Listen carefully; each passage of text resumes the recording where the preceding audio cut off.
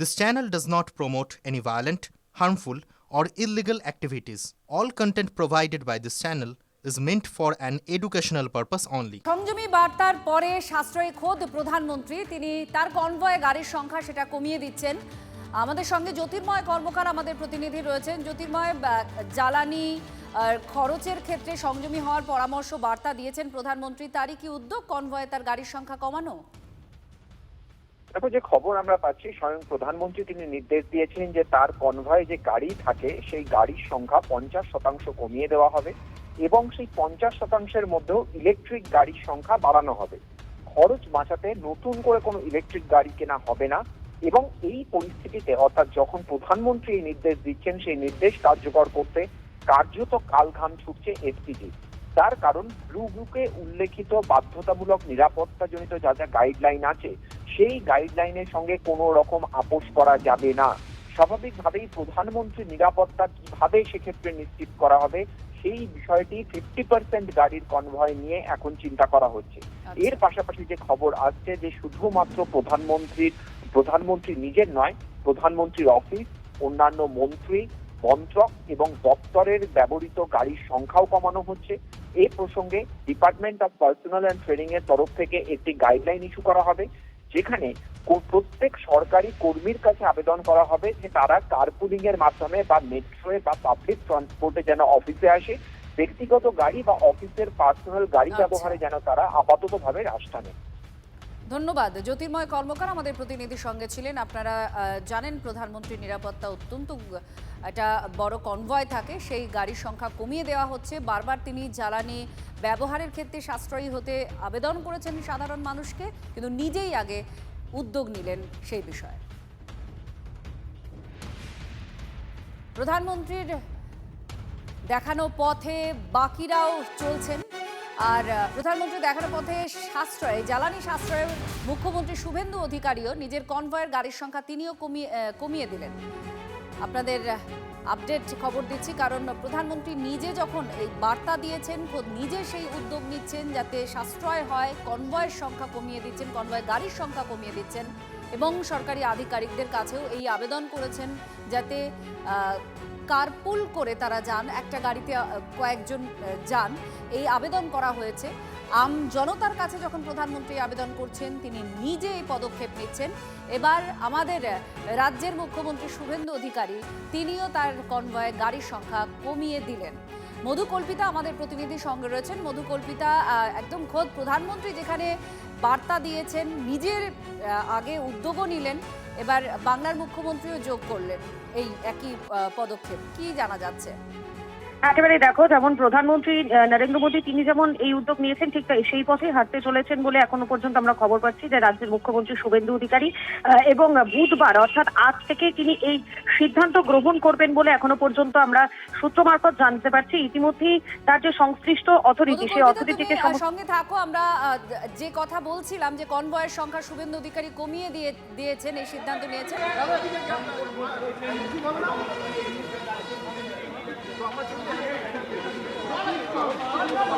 এতদিন ছিলেন বিরোধী দলনেতা, এবার মুখ্যমন্ত্রী হয়ে বিধানসভায় প্রবেশ।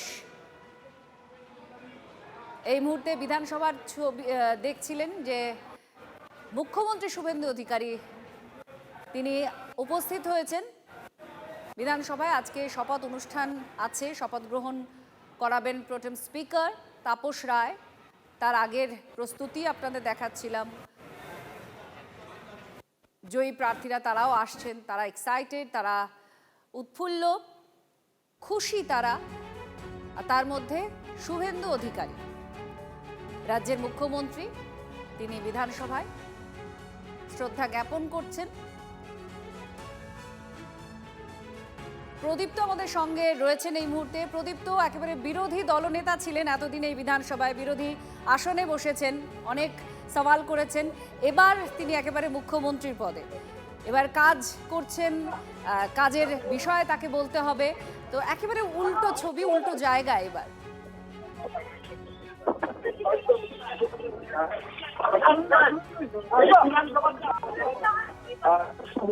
অধিকারীকে মুখ্যমন্ত্রী কিছু বলছেন শুভেন্দু অধিকারী, একটু শোনা গেল।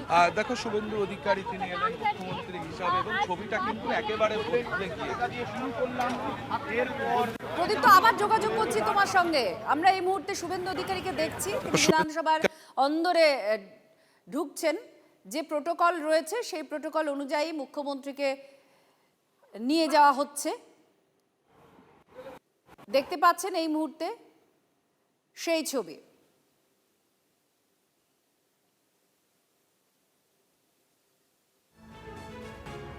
হ্যালো হ্যালো হ্যালো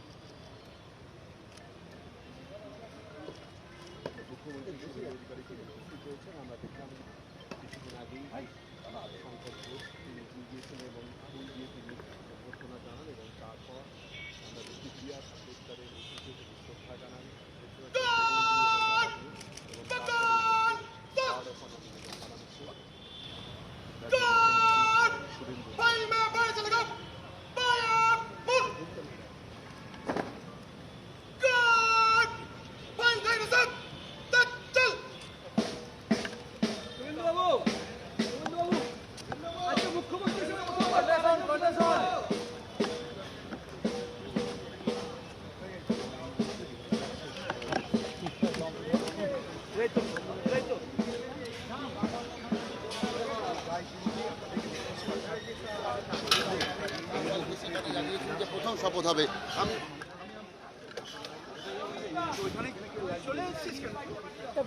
আমার কাছে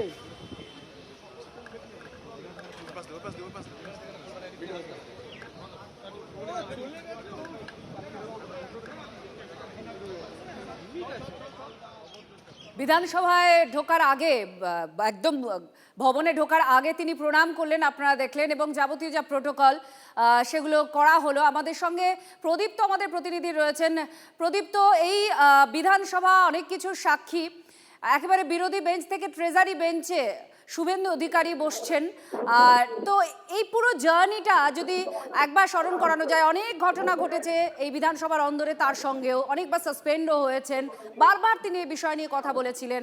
এবার মুখ্যমন্ত্রী একেবারে ট্রেজারি বেঞ্চে আগে যিনি বিরোধী দলনেতা ছিলেন। এই একটু আগে যে ছবিটা দেখলাম কারণ এটাই আইনসভা, এখান থেকেই আইন প্রণয়ন হবে এবং রাজ্যের এই আইনগুলো প্রবাহিত হবে। এখানেই যে সিঁড়ির কাছে প্রণাম করলেন, সাসপেন্ড হওয়ার পর বারংবার তাকে সাসপেন্ড করা হয়েছে তৎকালীন তৃণমূল সরকারের তরফ থেকে। তৎকালীন স্পিকার বারংবার তাকে সাসপেন্ড করেছেন এবং যেখানে তিনি প্রণাম করে ঢুকলেন ঠিক এই জায়গাতে বারংবার বসেছেন, তারা অবস্থান করেছেন, বিক্ষোভ করেছেন, তারা তাদের থাকো। আর এই কথা হয়তো আজকে বা এর পরেও অনেকবার আলোচনা হবে। এটাই আইনসভা, যেখানে মানুষের রায় নিয়ে যান জনপ্রতিনিধিরা। আজকে শুভেন্দু অধিকারী, যেখানে তিনি বিরোধী দলনেতা ছিলেন, আজ মুখ্যমন্ত্রী হয়ে যাচ্ছেন। বিধানসভার দিকে আজকে নজর থাকছে। ধন্যবাদ।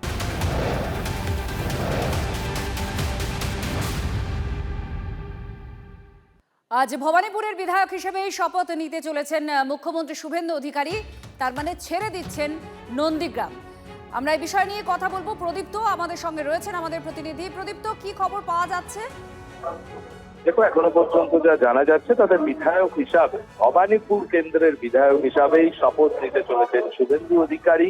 নন্দীগ্রামের বিধায়ক হিসাবে তিনি আজ শপথ নিচ্ছেন না, অন্তত তেমনটাই বিজেপি সূত্রে জানা যাচ্ছে। এবং এখান থেকেই মনে করা হচ্ছে যে তিনি যে কথা বলেছিলেন নন্দীগ্রামের বিজয় সমাবেশে গিয়ে, বিজয় যে কর্মসূচি তার ছিল সেখানে গিয়ে তিনি যে কথা বলেছিলেন যে কেন্দ্রীয় নেতৃত্ব স্থির করে দেবেন যে তিনি কোথায় থাকবেন, নন্দীগ্রামের বিধায়ক হিসাবে কাজ করবেন না ভবানীপুরের। কারণ দুটি জায়গার মধ্যে একটি অফিসিয়ালি তাকে থাকতেই হবে। সেই জায়গা থেকে শুভেন্দু অধিকারী যে সিদ্ধান্ত নিয়েছেন সেটা একেবারে কেন্দ্রীয় নেতৃত্বের নির্দেশ মোতাবেক। তিনি বারংবার বলে থাকেন যে দল যে সিদ্ধান্ত নেবে সেই সেই সিদ্ধান্তকেই সিদ্ধান্তই তিনি তিনি মেনে নেবেন। ধন্যবাদ প্রদীপ্ত।